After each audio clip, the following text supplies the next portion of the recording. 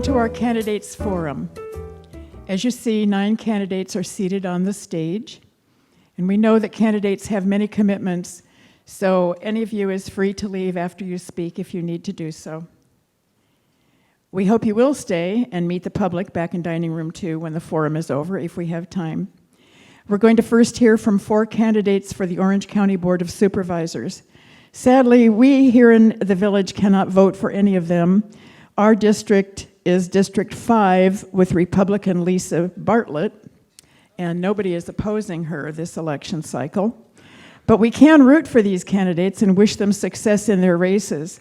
You may have friends or family in their districts, and you can share your knowledge of these candidates. Each of them will have 3 minutes, and I'd like to introduce you to our timer, Ann Pearson. She's right there, so please do keep an eye on her. She will tell you by holding up a card when you have 1 minute, when you have 30 seconds, and when your time is up. And I know you will all comply, right? Thank you. Okay. These are nonpartisan races, but as you know, the incumbents on the Board of Supervisors are all Republicans. Well, all of our candidates here tonight are Democrats. First to speak is a candidate for the Board of Supervisors, District 2, Brendan Perkins.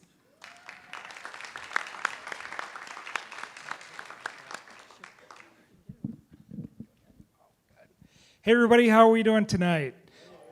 Great. So I don't like standing behind the podium because I like you to see me and I like to see you too. So I'm Brendan Perkins. I'm running for Orange County Board of Supervisors, District 2. I want to tell you a little bit about myself, and I want to give you a little bit of a consolation for not being able to vote for a Democrat in Lisa Bartlett's district. So, District 2, yes. So District 2 starts in Newport Beach and it goes north along the coast. It includes Costa Mesa, Fountain Valley, south of Warner Avenue, and then it includes the northern cities such as Seal Beach, Los Alamitos, La Palma, Buena Park, Stanton, and Cypress. I think I named all of them. So just a little bit about me. I grew up in Flint, Michigan. Have all of you heard of the things going on there? Yeah, what do you hear about it? Bad water. But what I think about Flint, Michigan is the crisis with water was actually a crisis of government, and that's what I see in our County Board of Supervisors. I often tell people what happened in Flint can happen anywhere, including Orange County. And the way that we prevent that from happening here is by getting involved in holding our elected officials accountable. The way I've chosen to do that is to get in the race and run. So I ask for your support in other ways. I know you can't vote for me, but I want to let you know that even if you're in Lisa Bartlett's district, once we are elected, the Democrats sitting up here today, into the County Board of Supervisors, we represent the entire county.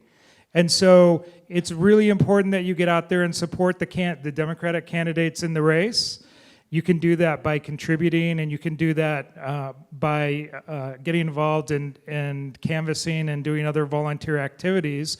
And the reason that's important is because most of the issues we have in Orange County are solvable in local races. So you can solve homelessness, you can deal with affordable housing, which is a big issue in Orange County.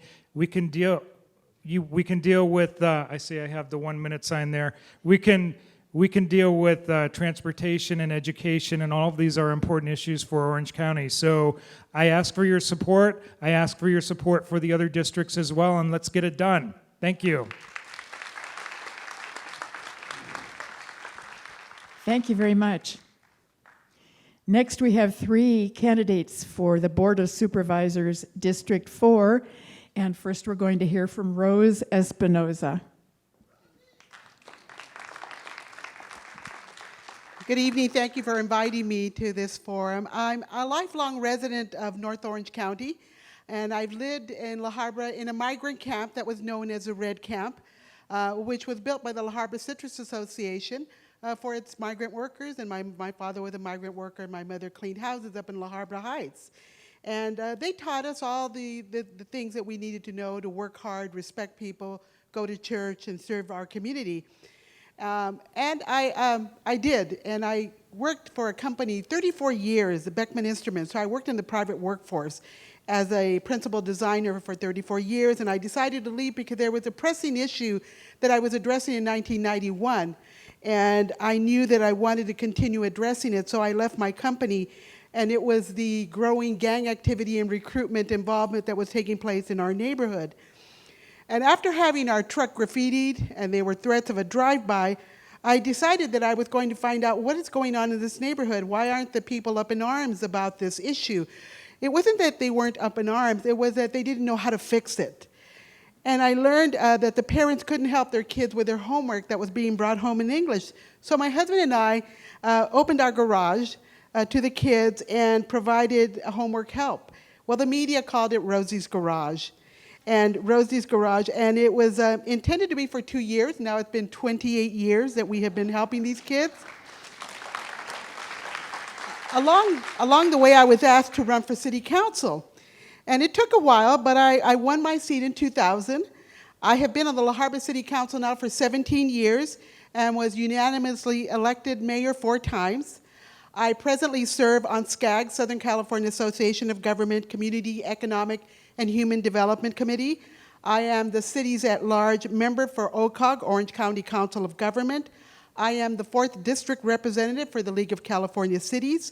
I am a board member for the San Gabriel and Lower Los Angeles Rivers and Mountain Conservancy. I'm also a committee member for St. Jude Community Benefit, addressing the health and quality needs of the community in North Orange County. I'm also a board member of Advance, which is addressing access and assistance to college for low-income people. I'm also on NeighborWorks Orange County, which is addressing affordable housing ownership. And I am CEO of Rosie's Garage. I have many years of local and community experience, and I'm prepared to represent the 4th District, which encompasses Brea, Placentia, La Habra, Fullerton, Buena Park, and Anaheim. So please visit my website, www.roseforsupervisor.com. Thank you.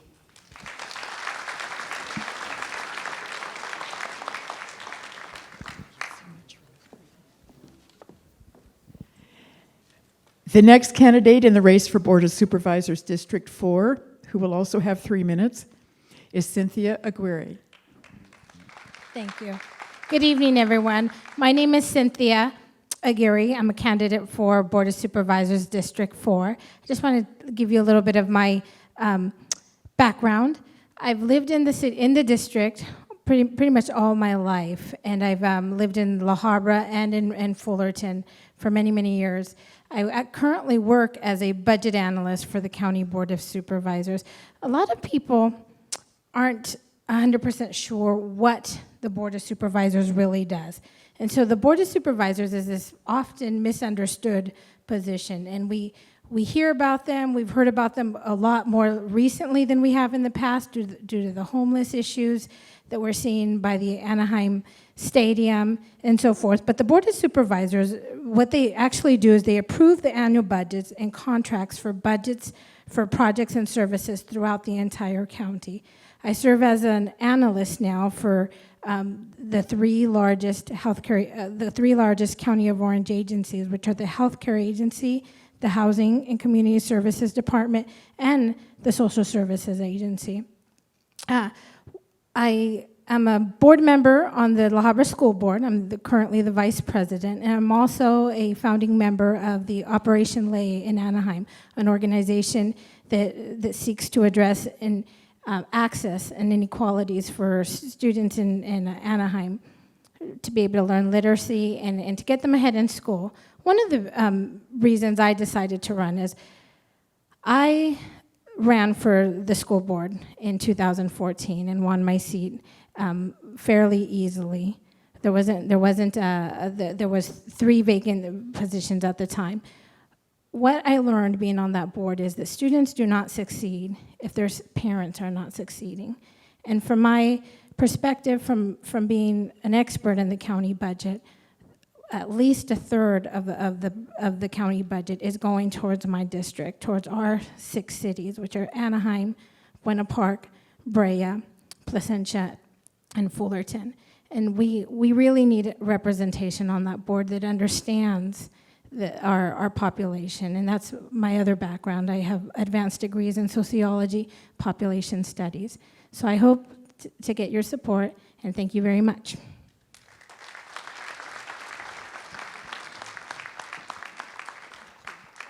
Thank you so much. Rounding out the candidates for the Board of Supervisors District 4 is Joe Kerr. Thank you very much. I appreciate it. My name's Joe Kerr. I'm also in the 4th District. The 4th District of Orange County is La Habra, Brea, Fulton, Buena Park, Placentia, and West and Central Anaheim. I'm a second-generation firefighter. I'm retired from the Orange County Fire Authority. I was a fire captain for 34 years. I was assigned to your Firehouse 22 in Paseo del Valencia for many, many years. I rolled in here many, many, many times over those years. My dad was a firefighter before me. My kid brother's a firefighter for the state. I got an older brother who's a Navy SEAL and a sheriff deputy, and my dad has no idea where he went wrong with that kid brother who was a sheriff deputy instead of being a firefighter. In December 6, 1994, the Orange County bankruptcy occurred, and the firefighters got together and asked if I would organize a Firefighters Association for the 1.7 million people we protect. Governor Wilson was trying to lay off half of our firefighting force, including all of your paramedics that run into your community. We were able to stop the layoffs, create our own Firefighters Association. We were able to stop the privatization of the paramedics. And why that's important to you is your paramedics show up every day on Engine 22, on Engine 222, on Ladder 22, on Engine 19, 57s, 31s, 24s, and 38s. All the folks, all the numbers you see on the fire trucks going through your town every day.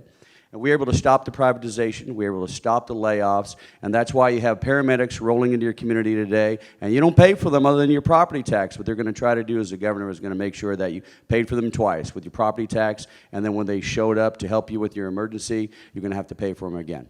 The reason why I'm running is Governor Davis tried to appoint me to the Orange County Board of Supervisors in 2002.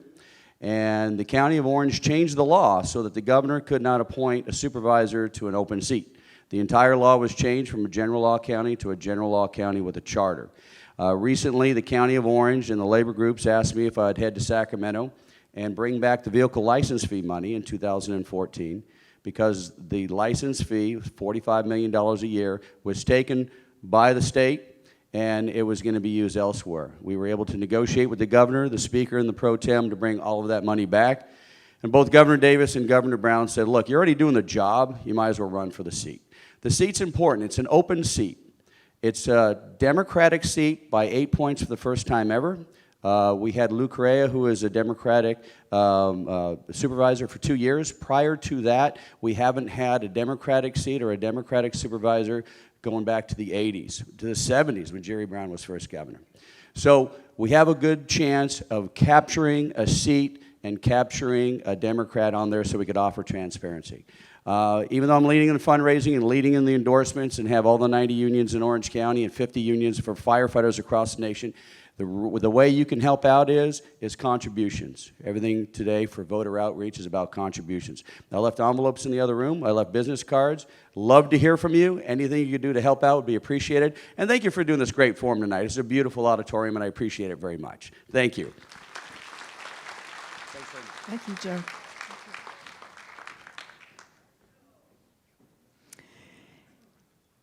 As most of you know, the June 5 election is what's called a jungle primary, where the top 2 vote getters go on to the general election in November. So it's going to be very interesting on June 5 when we have the primary. Our candidates from here on out will have 12 minutes total to talk for 5 to 7 minutes, and the rest of the time will include question and answer portion. We will have roaming volunteers, I believe it's Jonathan and Susan, with microphones in the audience to come to those who raise their hands with questions. Next is our candidate for the 74th State Assembly District. This is a partisan race, and the top 2 vote getters, as I said, of any political party, go on to the November election. The incumbent in the 74th is a Republican, a real right-winger, I hear, named Matt Harper. Many of you already know her, and she is the California Democratic Party's endorsed candidate, so please welcome Cotty Petrie Norris.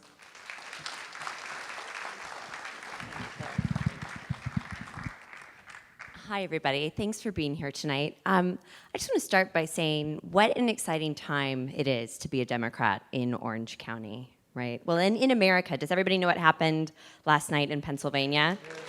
Right?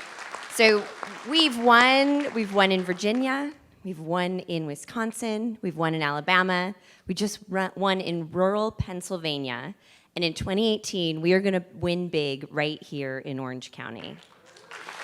And I want to say thanks to all of you for the part that you're playing in making that happen, both with your vote and with your activism and with all the work that you do every day as part of this club. And I'd also like to say thank you to all these amazing candidates that are on the stage with me tonight. You know, we are building a real progressive movement in Orange County for the very first time, or as far as I'm aware, for the very first time ever.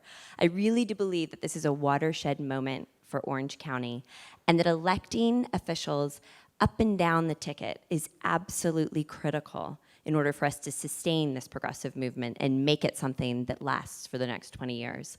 So I'm super excited to be part of that. As Linda said, my name is Kati Petrie Norris, and I am running for the California State Assembly in Assembly District 74. So the 74th district includes Laguna Woods, Laguna Beach, Newport Beach, most of Irvine, Costa Mesa, and South Huntington Beach. It's a pretty big district. There's 400,000 people there, 275,000 registered voters. So there's a lot of folks we need to talk to, a lot of people that we need to connect with. The reason that I am running for assembly is really pretty simple. I really believe that Orange County can do better. So at every level, we deserve a representative who reflects our values. We deserve a representative who will stand up for the issues that we care about. And we deserve a representative who's going to start to deliver for our district. And this is really critical. Bring more of our Orange County tax dollars back here to Orange County. Some of you, it sounds like, know Matt Harper. Do we know Matt Harper? So if anyone knows anything about Matt Harper, you know that that's not happening right now. So Harper is one of these super far right, really partisan politicians who puts partisan politics in front of getting things done for the community. He is anti-women, he's anti-worker, he's anti-environment, he's anti-immigrant. Unfortunately, the list goes on. I know that's not who we are in this room, and really importantly, I know that's not who we are in this district. I really believe that it's time for a change, and that's why I'm stepping up to run for assembly. Let me spend just a couple minutes telling you a little bit about my background, and then I'll talk about what the assembly does. We talked a little bit about what the supervisors do. So I grew up not too far away in San Diego, California. I grew up in a blue-collar union family. And thanks very much to my good public schools and some really great school teachers who really inspired me. I was able to go on to Yale University, and at Yale I majored in English and economics. And for the past 20 years, I've had a career in finance and in marketing. So I'm a businesswoman, I'm a working mother, I am a leader in my community, and I know how to solve problems. I know how to get things done, and that's the exact same set of skills that I'll bring to the table when I go to Sacramento representing you in the assembly. When I tell people that I'm running for assembly, the first thing they say is, "Oh my gosh, that's amazing, that's so exciting." And then they say, "What's the assembly?" So that's pretty funny. You guys are probably better informed than most, but I'll spend just 30 seconds on that. So the Assembly is essentially California's Congress, right? So working with the governor and with the state Senate, the Assembly is responsible for establishing the laws for the state of California, for establishing the budget for the state of California, for determining whether and how we raise taxes. So what happens in the state of California is super important, right? We're not just the largest economy in the country, we are the 5th largest economy in the world. So as a standalone, we're like neck and neck with the UK. So it's a super important role.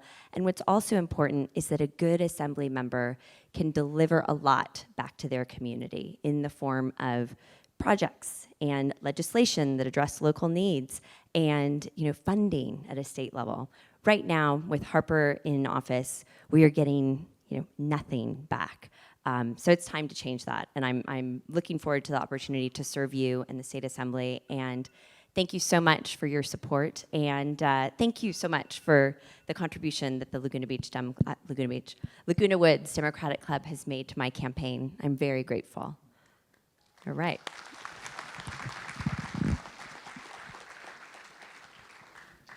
Questions? Yeah.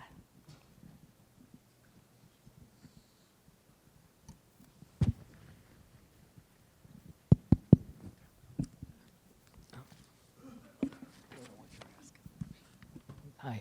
Hi. My question is about the single-payer health bill that's currently in the Assembly. Could you tell us what you feel about the single-payer in general and the specific bill, whether you would support it or not support it? Thank Okay, you. absolutely. So I think we all agree that healthcare is a right and not a privilege. So we live, thank you. We live in the wealthiest country in the history of the world, and we are the only industrialized nation in the world that does not provide health care for its citizens. That's shameful, right? It's a moral issue, and it's also an economic issue, because while we're providing worse care, the cost of our care in America is about 2x what it is in countries where they do have universal care. So we're seeing, worse coverage, worse outcomes, and higher costs. Something's not adding up, right? So I absolutely believe that we need to see universal health care, and I absolutely support a Medicare for all system. As far as SB 562 specifically, I think it is a good starting point. I think that we need to let it out of committee so that we can flesh out the missing pieces, right? So all the puzzle pieces are not there, particularly in terms of the transition and implementation plan. There's a lot of complexity that still needs to be worked through, but I think I just said to somebody today, the journey of 1,000 miles begins with a single step. So we've got to start walking down that path and solving that problem. I think the good news is that we all know that it's the right thing to do. We also know that it's the economically right thing to do. I absolutely believe that there's the political will to do it, and especially here in California. So I'm feeling really optimistic about that.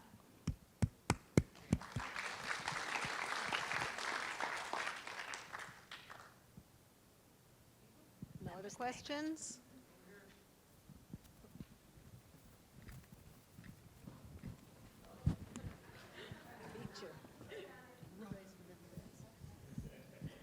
Good evening. I think the single largest crisis issue facing Orange County as a whole is homelessness. I thought I was, I have to hold it closer. I think the single largest crisis issue facing Orange County as a whole is homelessness, and I wondered if you'd care to comment, please. Absolutely. Yes, that is definitely, I think, one of the biggest challenges that we're facing, not just in Orange County, but across the state of California. And I think a couple things. So first, we need to come up with compassionate and integrated and regional solutions to Orange County's homeless crisis. So I think right now, what we've seen for years is that you get the people in Newport Beach kind of, sending their people to Costa Mesa, and then the Costa Mesa people send them to Huntington Beach, and the Huntington Beach people send them to Laguna, and no one is developing a sustainable solution. I think it's really important, the point that Brendan made is that in a lot of ways, this has to start with county leadership. And I think we all know that our Orange County supervisors have totally abdicated any responsibility for that. So there's something like $230 million that's already been allocated for homelessness and for treatment and for housing that hasn't been spent. So I think that it has to start there, and then I think there's a partnership between the county and the state to find long-term solutions. But I am very, very excited about the prospect of having people like Brendan and people like one of these other three candidates serving us in the OC supervisors, because I think that's going to make a huge change.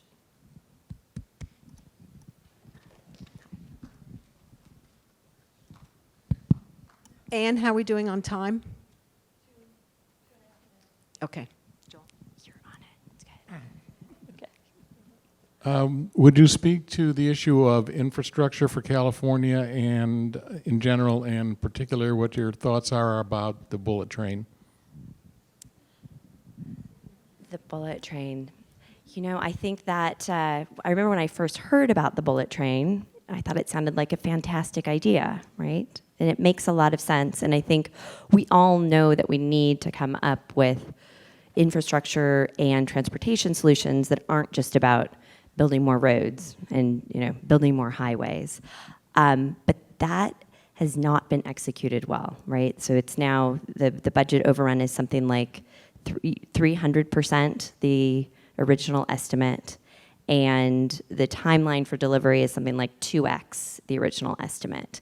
I really do feel that when the California State Legislature and the California State Government is taking on a project of that enormity, that we've got to have better project plans and better estimates. So at this point, I mean, I think that we are quite far along in the initial stages, but I think that there needs to be a review and a decision taken about kind of, given where we are, how much further do we go? Because I think we have to be realistic and confront the facts of where that project is right now. So I'd love to see that materialize, but not with the current situation in terms of the cost and timeline overruns. I think. Anne, how are we doing on time? 1 minute. 1 minute. Is there one more question? Okay, you asked for it. All right. So Jennifer Lawrence has been on the radio and elsewhere that she's going to take a year off making movies and go around the country talking for Represent Us, which Okay. promotes the American Anti-Corruption Act, which has some dramatic ways to reduce and get rid of the influence of money in politics. Do you have some thoughts about doing some dramatic things to get rid of the influence of money in campaigns and with legislators? I did not know that Jennifer Lawrence was taking this on as her personal mission. Well, I but didn't I think know it's until yesterday I either. think it's a noble one. So I absolutely agree that I think the corrosive influence of money in politics is one of the most fundamental challenges that's confronting our system, of government right now. I think it's incredibly destabilizing to our government and threatening to our democracy, right? So, all right, I've got my time. So, we know what's happening in, all right, I'll give like a 15-second answer to finish it up.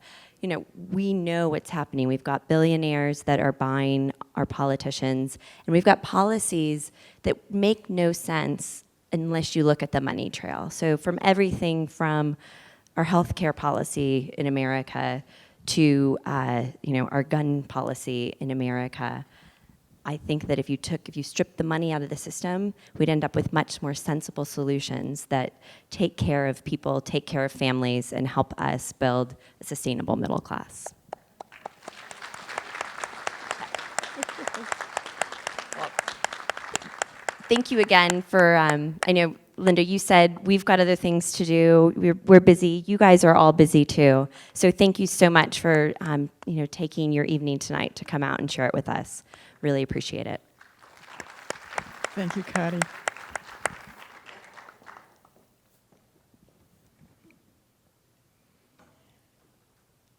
Do we have Marion Simon for Mary Navarro? No. No? Yes, we do. Okay. Yes, you're Marion. Nate, did you need to leave Yes. now? Or do you want to go first? You'll go out and then come back. Okay, all right. Okay. Right, okay. We just switched here. Next is a candidate, a spokesperson for a candidate running for OC Board of Education Area 5. And this race will be decided on June 5 with the candidate receiving the highest number of votes declared the winner. So please do welcome Marion Simon for Mary Navarro.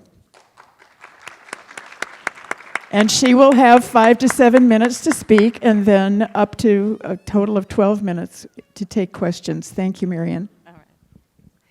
Thank you all for coming here tonight. Mary couldn't be here tonight, and Oh, is it on? Am I Closer. closer? Okay, there we go. Not experienced at this. Uh, Mary has asked me to pass on a message to everyone here that she needs some help. She's fighting a Goliath who is getting 3 major funders to her campaign. She's receiving $50,000 each from the Republican Party, from the Lincoln Party, and from the charter schools. She feels that her best defense is you, and she's looking for some donors to come and stand with her, even if they can give $10, that would be great. She feels that it's something that she can stand in solidarity with you folks, as opposed to her competitor, who is standing with special interest groups. And we just learned this afternoon that one of the reasons that Lisa Sparks is running, she's the Republican challenger, is that Chapman University is authorizing, they're writing up a charter, a school charter.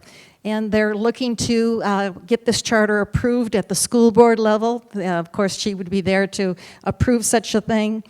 It's going to be K through 12 with 800 students accepted, each student paying $10,500.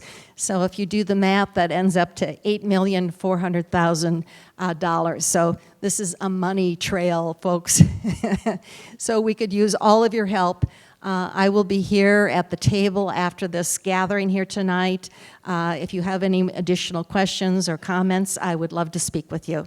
Thank you so much. Okay.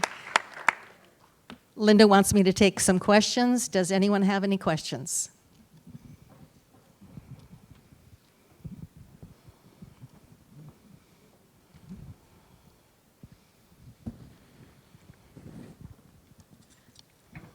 I'm sorry, would you explain the Chapman relationship again? I didn't understand. Okay. The challenger is a Republican who comes from Chapman University, and they're looking to have their person on the board, the school board, Orange County School Board, who, when this charter comes up for approval, would be there to pass this. Oh, I see. Thank you. For a charter school. So that 10,000 plus comes out of money that would otherwise go to public schools? Yes, charters are a part of the public education funding, and so this takes money out of our funding for this charter school. All right, can I just ask one quick question then? Some people here have already seen Mary, but some haven't. Could you just please give us a brief bit about her background and about what she has been out doing already as far as visiting schools, et cetera, and how many cities in Orange County have been using the OC Board of Ed to approve their charter schools when they are denied in their cities. Okay, that's a tall order there. I'll do my best with that. Mary has been 38 years as an educator. She has held every position from being a teacher to being an administrator, and the last position held was that of a assistant superintendent of schools. She's been totally committed to education. She hails from Northern California. She and her husband 2 years ago relocated down here to Dana Point, and she had been in retirement for a little less than a couple of years, and she kind of got to know the community and what was going on, and she felt that it was time that she stepped forward and contribute her many skills to being a trustee of the 5th District Orange County School Board. She's been out talking to the teachers and to the principals at the various schools, both charter and public schools. She has been talking to people about how the public school system is the corner of democracy, and we need somebody to stand up to help preserve it and keep it and get it, make it better. In terms of Mary's aspirations, this is what she wants to do. This has been her lifelong quest as being an educator. It's going to be a 4-year term. You probably already know this, but this decision, this election coming up on June the 5th will be the deciding point as to who becomes the next trustee of District 5.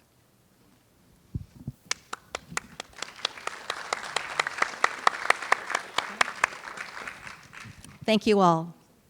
I just had a small question. Does everybody here know about the charter school problem in Orange County? They take the money and they handpick students, and they don't honor all the students that are in schools, and it's just like, to me, it's just like privatizing prisons. Thank you so much, Marion. Appreciate it.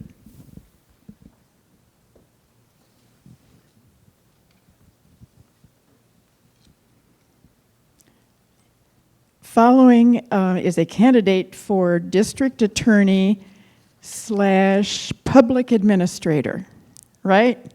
That's the name of the position that our next candidate is looking to fill. And in June, the race would be over if any candidate received a majority of the votes. Otherwise, it would go to November election. So please, as a candidate for district attorney, welcome Brett Murdoch. And you all know who the current district attorney is, right? He's going to tell us. I am. Thank you so much. My name is Brett Murdoch, and I'm running for Orange County District Attorney. And I've got a bunch of things I want to talk to you about, but first, I want to start out with my qualifications. And I'd like to tell you that I think one of my #1 qualifications for this seat is that I am a very, very proud Democrat. Our party might not be perfect, but it's the party of love instead of hate, right? It's the party that puts people before money. It's the party of probably the best president of the United States that we'll see in a long time. It is the party that puts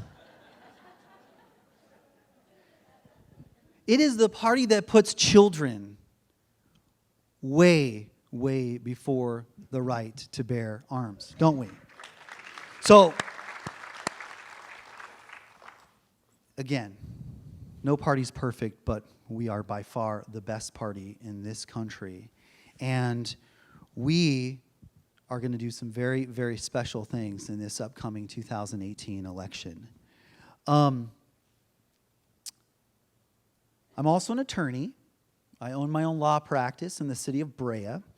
I'm a general practicing attorney. So I joke, everybody asks me, what's your specialty? My specialty is my community. So just about whatever comes through the door in my law practice, I do everything I can do to help them out.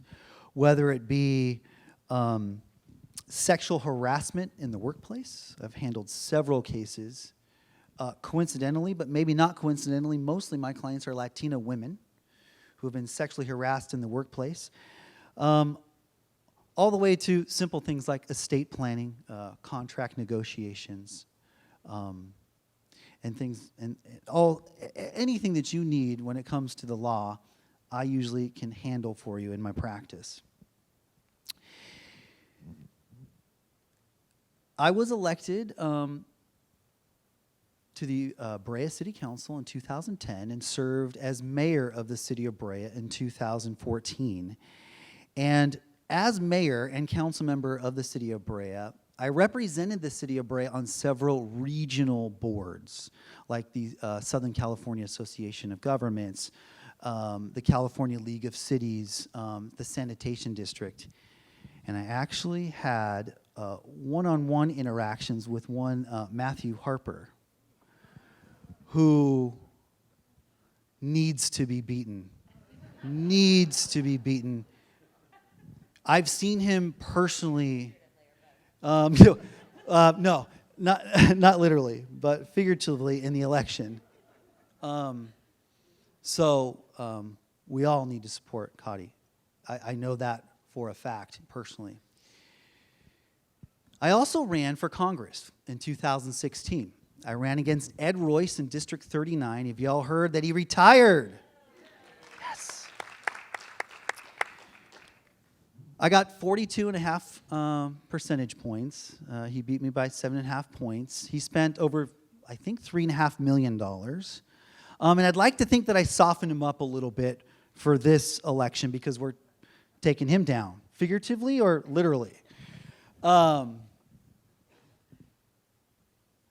So the other thing is I want to tell you, I want to sort of give you a, really? Jeez. I want to tell you about I want to give you a shameless plug of an endorsement that I have. Anybody know who Ronnie Fox is? Yes. She's my wife. I joke that instead of my better half, she's my better 75%. She worked here for 10 years in the community services department. So even if you don't know her name, she's worked here for a while, and I've actually been here to see shows in this very auditorium because she dragged me to watch some shows over here. Maybe it'll come out in the questions, but I want to talk to you a little bit more about the DA's office, okay, and who our incumbent is. Anybody know who the incumbent district attorney is? Tony Rackauckus. I call him T-Rack for short. He's been the district attorney for 20 years, and we're going to beat him. So now, ask me a question about him, and I'll tell you more about him.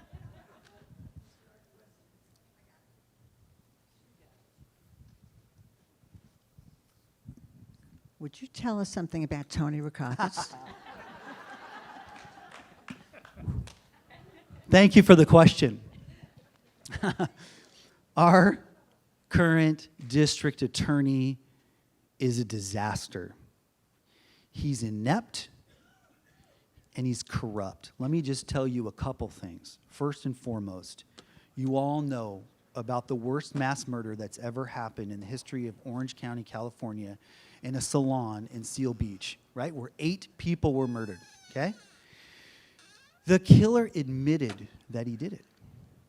Your taxpayers, $1.5 million went to prosecuting this man, a man that admitted that he did it. Why?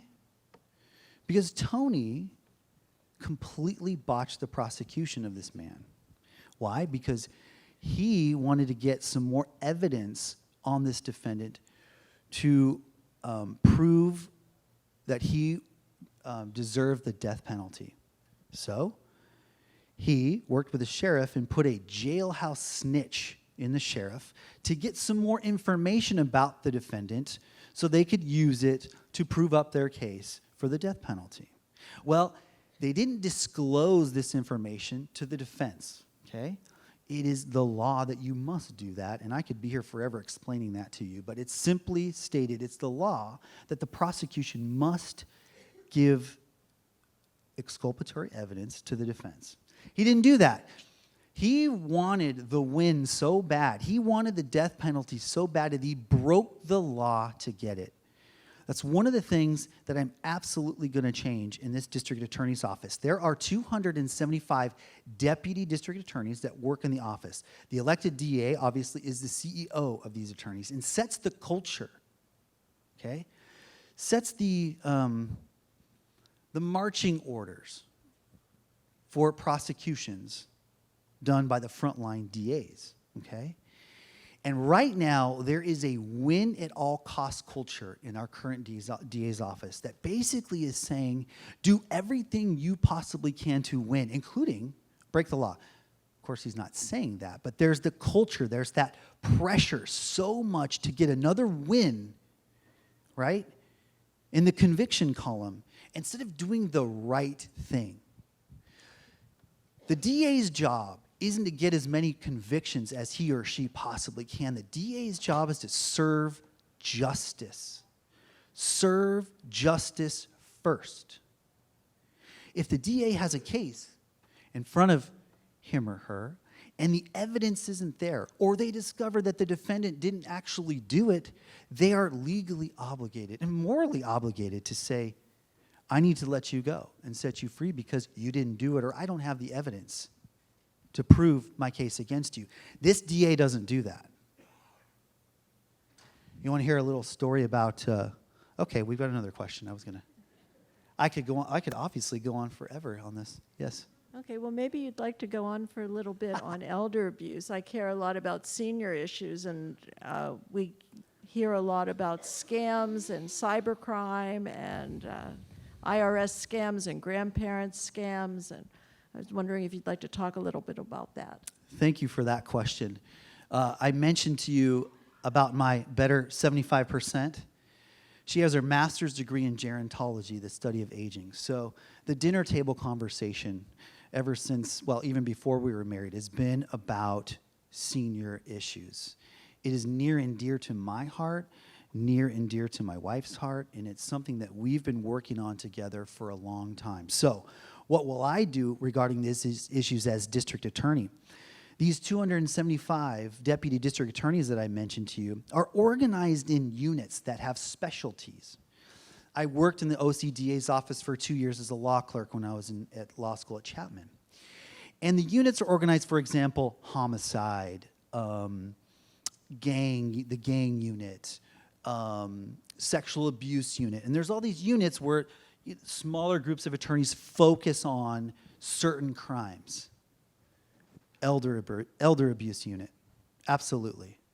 Okay, it is a serious issue. It is a real issue, and it hasn't been focused on. And in fact, I actually handle civil cases in my practice that deal with elder abuse issues. It's near and dear to my heart, and it will be a focus as DA. We have a question over here. Hi. Hi. You sound like a really great candidate, by the way, especially you. with all the bad news that we've heard from the Orange County District Attorney. And I'm not totally up on the news, but I've read, about that jailhouse snitching that you mentioned, and the hiding of the evidence and all that stuff. And it's like, what I don't understand, and I didn't seem to get this from the newspaper. Maybe you, as inside you'd know. What motivates like the district attorney to do that, especially since they're not getting a raise for it. It's just it seems like a salary job. I mean, what is the motivation to just be so vicious and illegal? Sure. I appreciate the question. It comes back to values, right? In a way, I can even call them political values. Sorry, but he's a Republican. I mean, he comes from a party that wants to be tough on crime. He comes from a party that wants to have a percentage in his dossier that says, my conviction rate is 97.5%, and therefore your community is safer. Look, make no mistake about it. There are some terrible, terrible criminals out there, okay? I'm not going to be soft on crime when it comes to violent felons that are making our neighborhoods and our communities unsafe. But what about the lower level misdemeanors, right? What about the crimes where you realize right off the bat, they didn't commit that crime because they're a bad, violent person. They committed that crime because they're homeless, right? They committed that crime because they're needy, right? So instead of focusing on incarceration and raising your conviction rate just a notch more, let's help these people. Let's get these people the resources that they need to get better instead of just throwing them in jail and locking them up. Thank you. I'll tell you what, 5 minutes goes by like that when you're up here. You guys should try it. Thank you so much. And thank you, Ann, for timing. Appreciate it.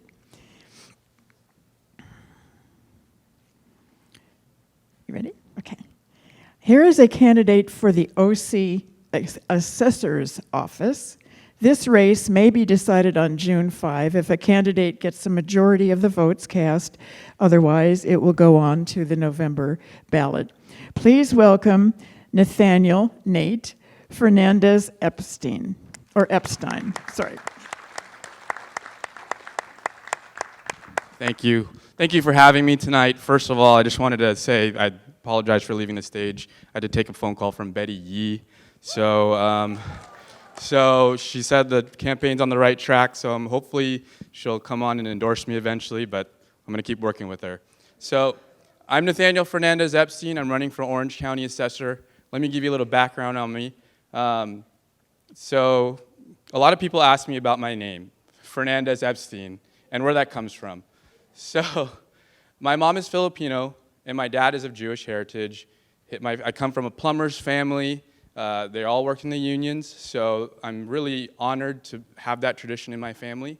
I grew up in the San Fernando Valley.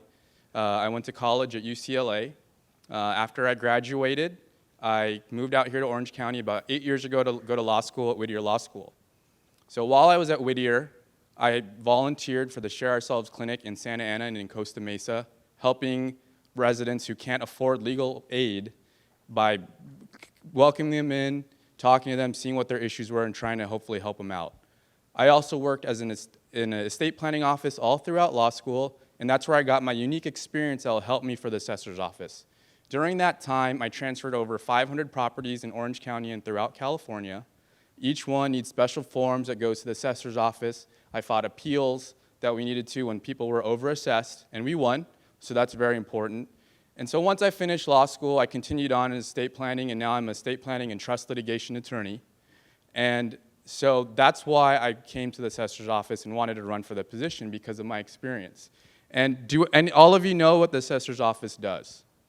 No, that's the common response. They say, why the assessor's office? So the assessor's office is responsible for valuing all the property in the county for tax purposes. So once we get the values, the auditor controller collects the taxes from you. So don't get mad at my office, get mad at the auditor controller's office. And that money gets sent out to all the local government, everything, and funds everything. And so it's a very important position, and the reason why it's so important is we need to have transparency. When we're collecting that much money, we want to ensure that people aren't being taken advantage of, because it could be you, your family members, it could be your kids, your grandkids, everything. Especially if you're on a strict income, you never know how that dollar or $1,000 might impact your life. So that's one of the main reasons why I'm running, because I don't like people being taken advantage of. So some of the things also, I'm involved in the community. I'm on the board of directors of the Filipino American Chamber of Commerce of Orange County. I'm also on the board of directors of the Los Alamitos Youth Center. They provide low-cost aftercare for children near Los Alamitos. They also provide music programs, and they also do a program called Every 15 Minutes that teaches high school kids about drunk driving. So it's a really great organization. I'm proud to be a part of it. I'm also the treasurer of the Filipino American Democratic Caucus for the state of California. And because of my experience in the community and through my work, the assessor's office is a right fit. And I believe that we need a transparent assessor's office. We need to be fair. We need equity in the office. And I ask all of you for your support. Thank you so much for being here tonight and inviting me tonight.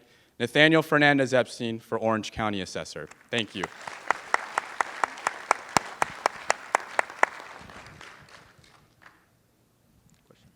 Questions? Raise your hands. I have one right here.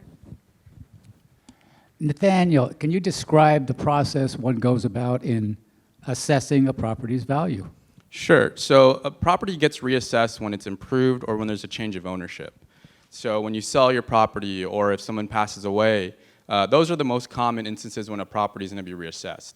So in my work, a lot of it happened when people would transfer their property into their trust, or when someone passed away and it got passed down to their kids. And so if you don't fill out those forms correctly, you're going to be reassessed. So there's a Prop 58 form because there's an exclusion from parent to child. So you have to make sure that that form gets submitted, or else you're going to get reassessed, and they threaten you with a penalty, and if you don't pay your taxes. And then when you appeal it, it takes 6 months minimum, usually, to get that money back. So that's why I want to make sure that people know where their money's going. And so those are the main reasons. That's how property is assessed the most common ways. I'm inviting a licensed CPA from Devaldo Norte, Still Thomas, Philippines. Do you support Chapter 61 of Prop 13, inviting from the other 5 counties? Can you repeat that? I couldn't hear you. Are you supporting Chapter 61 in the other 5 counties for reciprocity from other counties on Prop 13? So let me talk a little bit about Prop 13. So Prop 13, its intentions were great. It meant to keep people in their homes. It meant to keep everyone from their taxes from going up and pricing them out. So I'm in favor of a split tax roll. So I want to keep people in their homes. I want to keep the percentage. It's about 1.1% is the average in Orange County. And then we could have a split roll for large businesses that will end up paying their fair share. From some of the things I looked at, it looks like we'd generate about $6 to $10 billion statewide if we were to assess those bigger businesses, all money which could be going to local schools and local government to make sure that we take care of our counties, and that's really important. So I hope that answered your question. I couldn't hear the first part of it. Can you expand? I'm not sure about. If you enjoy a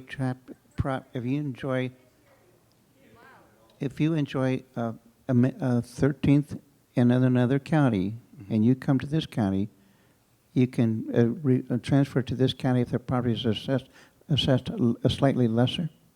Oh, yeah. I mean, overall, like I Chapter said, yeah, overall, like I said, the whole goal of it was to keep people in their homes. Like I said, there's all these different transfer provisions that overassess people, and so I would be okay, and I'd support that if you have a lower tax rate and you want to bring it with you, if the circumstances are right, then yes, I'd support it.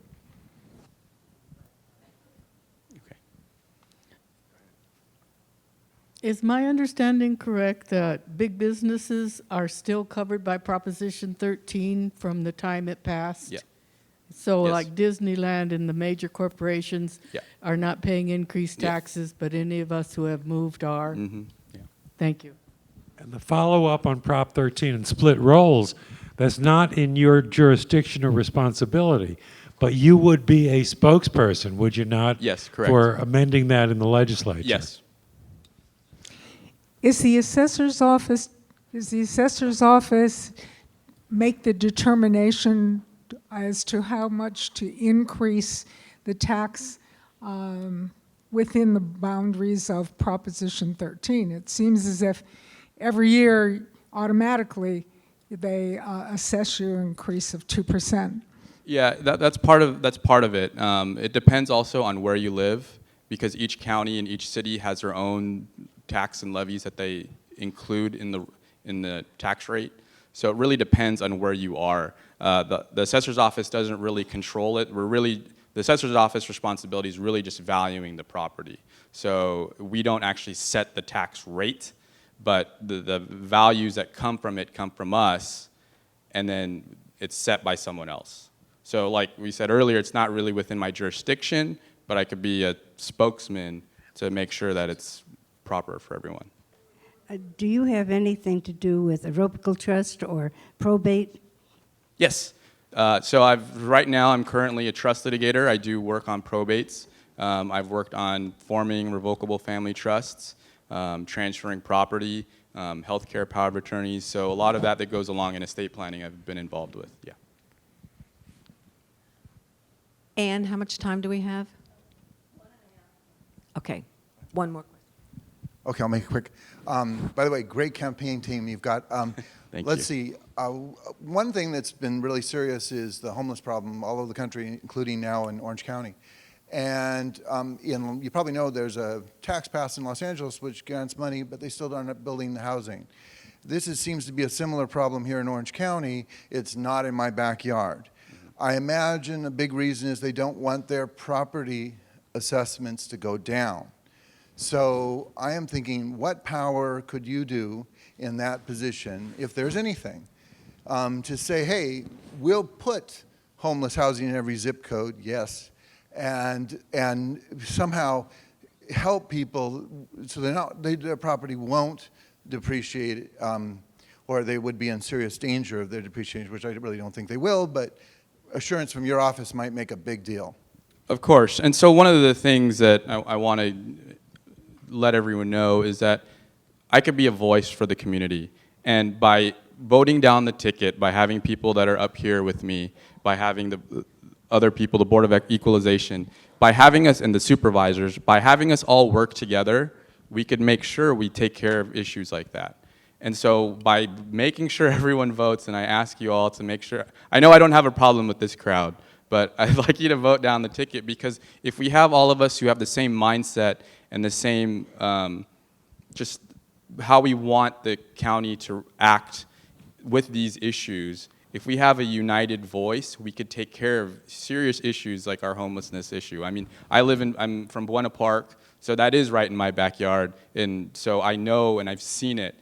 So, like I said, vote down the ticket, let's have everyone come on in, and so we could be involved together. So again, thank you very much for having me. Nathaniel Fernandez Epstein for Orange County Assessor, thank you.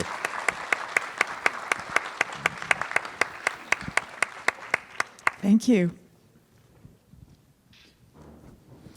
Finally, we have a candidate for Orange County Sheriff, and this race also could be won in June if a candidate got a majority of the votes, and if not, it would go on to the November ballot. And I love this man's first name, which is Duke, D-U-K-E. Good name recognition here in Orange County. Please welcome Duke Nguyen.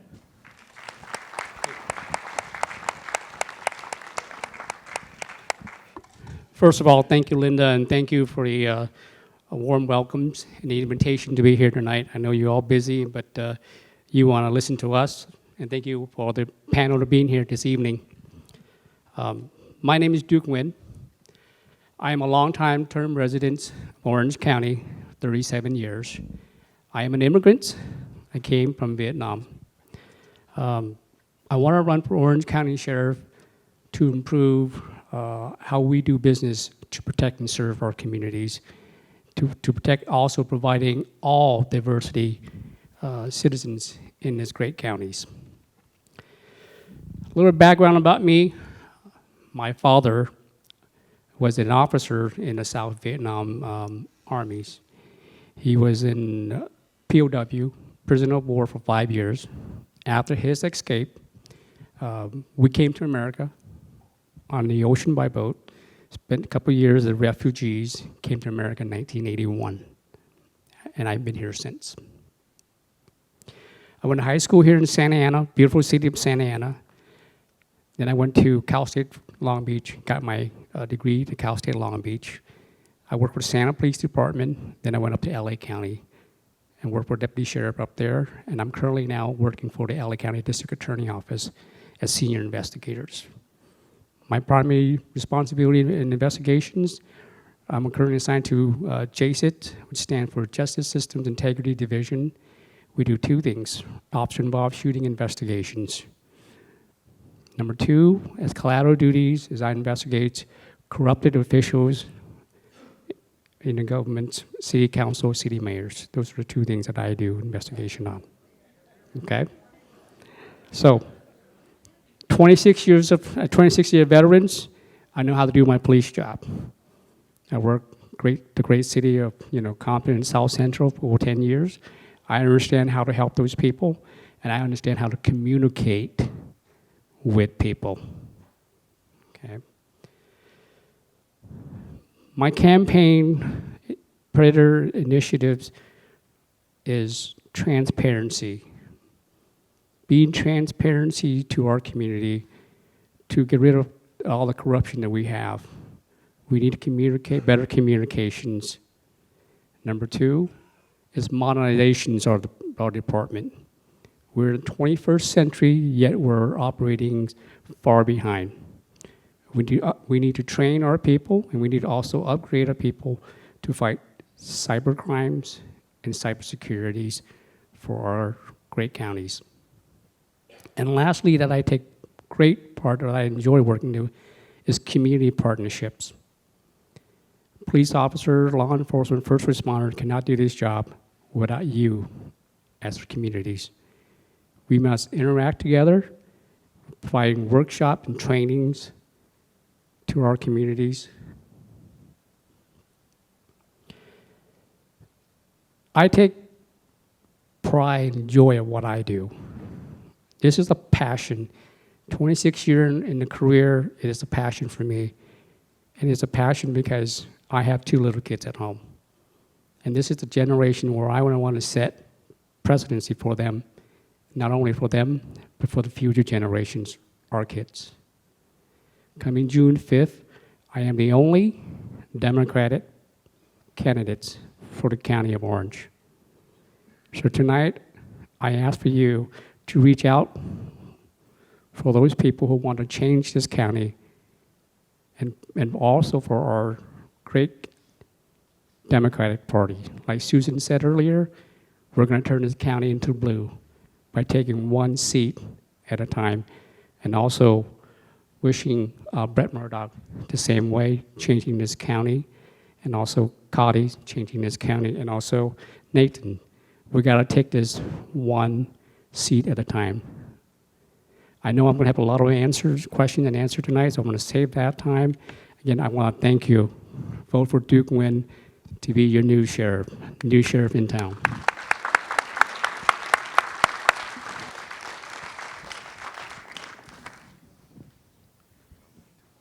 Yeah, I have 2 questions. I'm sorry. The first one, how do you feel about a civilian oversight board for the sheriff's department? And the second one, the sheriff's contract that all us contract cities have to sign on, how would you reduce costs? Well, let's talk about the oversight. The oversight was started by Sheriff Hutchin. She came from LA. I never had the chance to work with her, but during that time, she was a captain and then became commander and retired. And she implemented that when she became sheriff here. And the civilian oversight, her method was to making sure there was no corruption. I think she was new to this county and how business was done in this county. To me, the civilian oversight panel is just a third party to oversee what law enforcement do. Make sure, like I said earlier, is part of that is being transparency. We never have that issues here, and we're having it now. Example is that jailhouse break. Now that's transparency because that should be come out immediately. That's public safeties. Once you have something like that happen, you need a response. And to answer your second questions,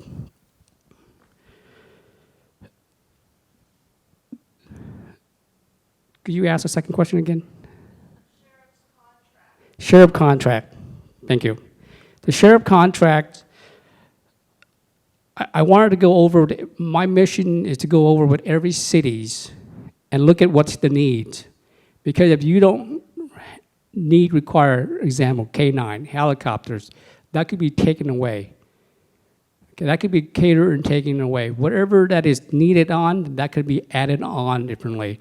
Now, I know I worked for Compton, and we took Compton cities, and that contract for the first year was underbid. That was $11 million underbid. But the county has provided more to that city because everybody knows Compton is the greatest city to live, correct? There's no crime in Compton.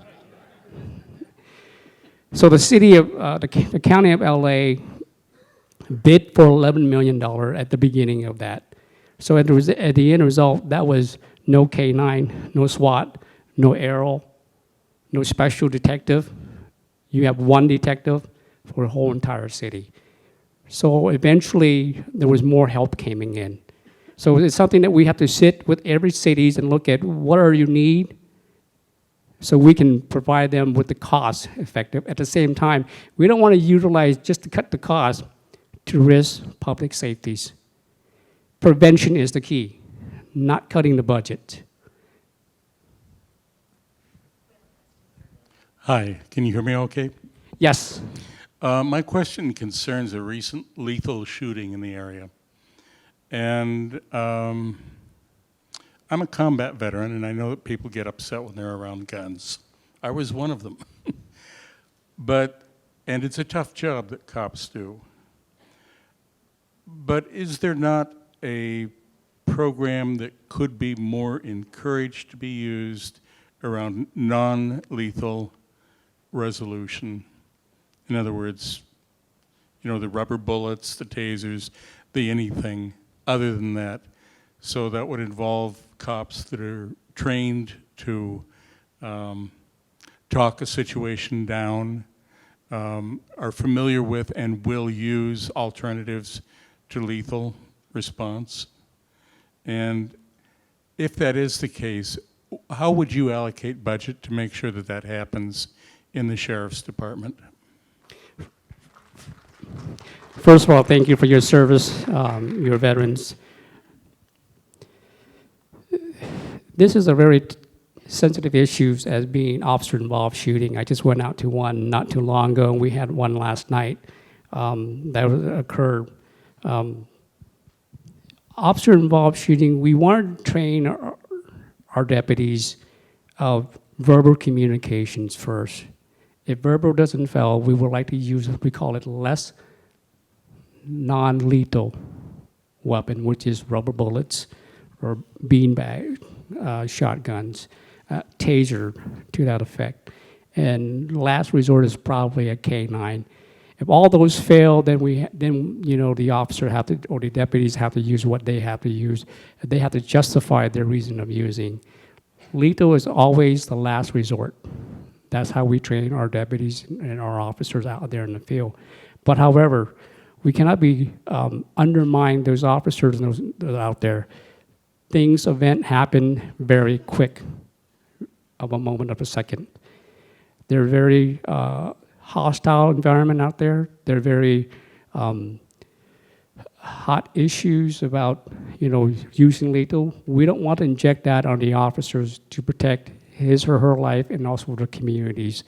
So yes, we will have to train and make sure the officers have utilized every resources prior to using deadly force.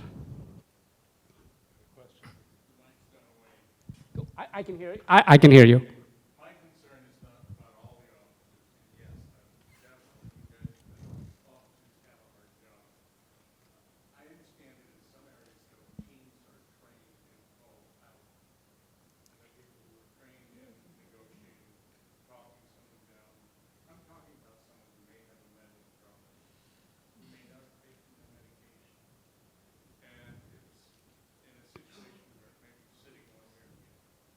Yes. Mental problem is the number one issue in law enforcement work. We deal with mental problem every day. I was a mental problem. I was in a MENT team, which is deal with mental problems.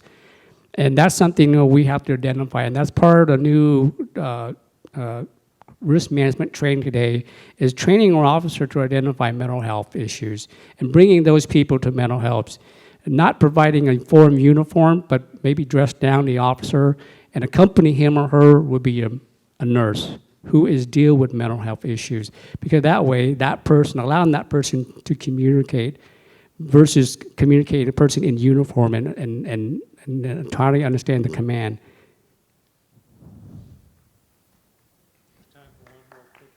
Yes. My question is about the jails.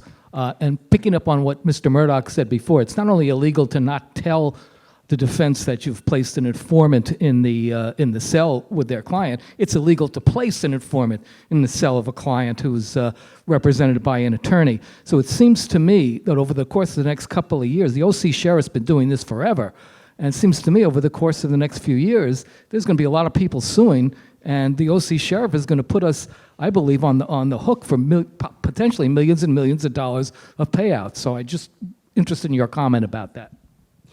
Well, you know, jailhouse informant has been utilized throughout the country in every agency. And this last one here in County of Orange, it was misuse. Okay, that was using the power, and that should stop at the sheriff level. Because what happened in my county jail, that's my responsibility.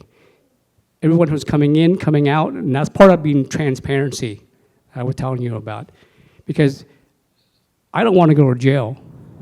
I have 2,800 employees or deputy sheriff I have to protect. And I'm not letting somebody else who run my jail. That is my jail. If you want somebody who's coming in, you gave me a reason why you're coming in. And everything has to be noted and being transparency with every party, because that's part of discoveries. Okay? At the end of the day, when you go to trial, that is have to be discovered. You have to make that discovery presented to the defense team. And again, thank you very much for being here tonight. My name is Duke Nguyen for Orange County Sheriff.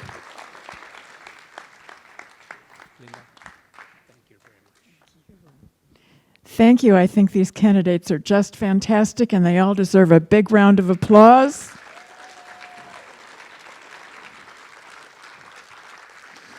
And I'm sure we'll see you again before the primary and the general.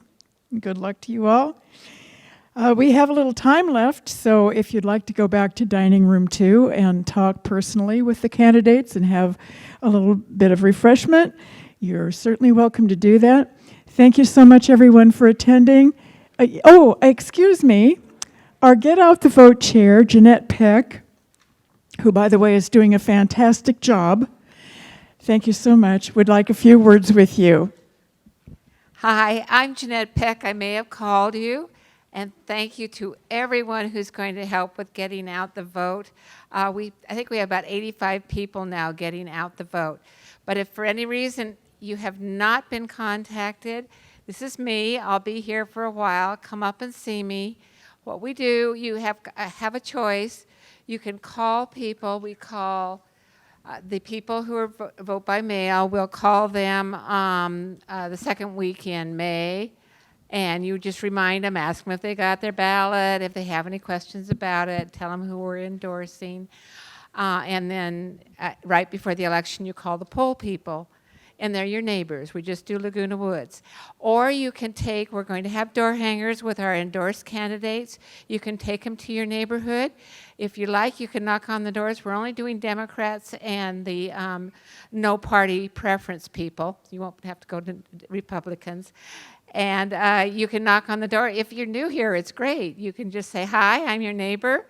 I'm a fellow Democrat, and I have the list of the endorsed candidates. And did you get your vote by mail ballot? And do you have any questions? And it's a wonderful thing to do, obviously. We have like an 88% turnout for the general in Laguna Woods, so we've been doing this a long time. And so I just wanted to let you know who I am. And if you have any questions or you want to sign up, I'd like to talk to you. Thank you. Thank you so much, Jeanette. And I'd like to say one more thing. There's this little idea going around on Facebook and other social media. How about a ticket for the Democrats in 2020, Joe Biden for president and Barack Obama for vice president? I would vote for that. Thank you again so much. Good night.